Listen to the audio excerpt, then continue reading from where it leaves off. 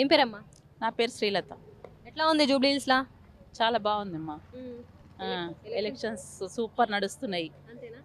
కాన్ఫిడెన్స్గా చెప్పగలుగుతాం మేము బీఆర్ఎస్ వస్తుందని. ఎట్లా? మాకు తెలుసు, అందరు ఇంటింటి నుంచి అందరూ చెప్తున్నారు. మీరు చెప్పాల్సిన అవసరం ఏం లేదమ్మా, మాకు బీఆర్ఎస్కే ఓటేస్తాం మేము.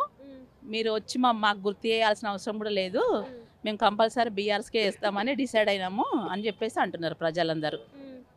చాలా బాగుంది మాకు. కాన్ఫిడెన్స్గా చెప్తాం మేము, 100% బీఆర్ఎస్ఏ వస్తుంది, సునీతమ్మనే గెలుస్తుంది. ఇప్పుడు బీఆర్ఎస్ గెలిస్తే కాంగ్రెస్ ఇస్తానన్న పథకాలు అవి ఇవ్వనంటున్నారు కదా? ఎందుకు ఇవ్వరు? కంపల్సరీ ఇస్తారు. బీఆర్ఎస్ ఇచ్చిన హామీలన్నీ కంపల్సరీ వస్తాయి. పుట్టిగా వాళ్ళలాగా చెప్పి చేయకుండా ఉండదు బీఆర్ఎస్, అండగా ఎప్పుడూ ఉంటుంది. ఇప్పుడు ఒకవేళ బీఆర్ఎస్ ఓటేస్తే ప్రజలు సన్నబియ్యం పథకం అనేది కూడా ఆపేయడం జరుగుతుందని చెప్పేసి మాట్లాడుతున్నారు కదా ముఖ్యమంత్రి గారు. అంతకంటే ఎక్కువ రావచ్చు, ఆపేయడం మాత్రం ఉండదు. అంతకంటే ఎక్కువ ఇస్తాడు, అంత కాన్ఫిడెంట్ ఉంటుంది మాకు. ఇస్తారు. కేసీఆర్ అన్న మాట నిలబెట్టుకుంటాడు, చేస్తాడు కూడా. నోటుకు 5,000 ఇస్తారంట కదా, మీ దగ్గర నిజమేనా? ఏం లేదు, ఏమి ఇవ్వట్లేదు అసలు.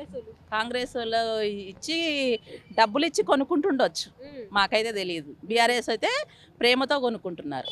మీ అండగా ఉంటాం, మీ పక్కనే ఉంటాం, మీ అక్క చెల్లెలు అమ్మ అక్క అన్నట్టుగా మాట్లాడి అది ఒక నమ్మకం ఇచ్చి గెలిపించుకుంటారు. కానీ కాంగ్రెస్ లాగా డబ్బులు ఇచ్చి ఓటేపించుకోరు మా వాళ్ళు. బీఆర్ఎస్ ఆ కాన్ఫిడెన్స్తో మేము ఉన్నాం.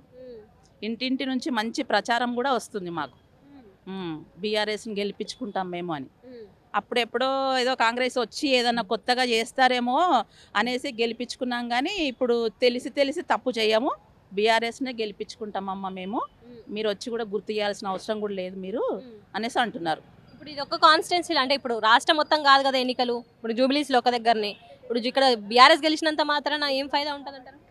బీఆర్ఎస్ గెలిస్తే 100% గ్యారంటీస్ ఉంటాయి, అన్నీ చేస్తారు కూడా. ఆ కాన్ఫిడెన్స్ ఉంది అందరికీ.